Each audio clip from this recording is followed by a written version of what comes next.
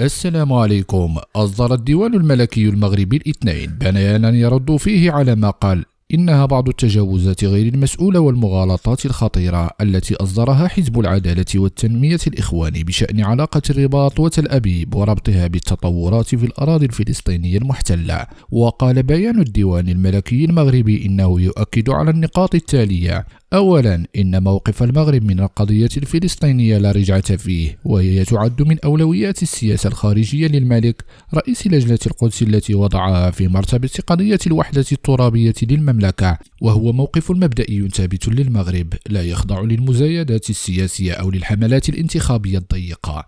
ثانيا، إن السياسة الخارجية للمملكة هي من اختصاص الملك بحكم الدستور، ويدبره بناء على الثوابت الوطنية والمصالح العليا للبلاد، وفي مقدمتها قضية الوحدة الترابية. ثالثا، إن العلاقات الدولية للمملكة لا يمكن أن تكون موضوع ابتزاز من أي كان ولأي اعتبار، لا سيما في هذه الظرفية الدولية المعقدة. ومن هنا فإن استغلال السياسة الخارجية للمملكة في أجندة حزبية داخلية يشكل سابقة خطيرة ومرفوضة. رابعا، إن استئناف العلاقات بين المغرب وإسرائيل تم في ظروف معروفة وفي سياق يعلمه الجميع، ويؤطره البلاغ الصادر عن الديوان الملكي بتاريخ 10 ديسمبر 2020، والبلاغ الذي نشر في نفس اليوم عقب الاتصال الهاتفي بين الملك والرئيس الفلسطيني، وكذلك الإعلان الثلاثي المؤرخ في 22 ديسمبر 2020 والذي تم توقيعه أمام الملك. وقد تم حينها إخبار القوى الحية للأمم والأحزاب السياسية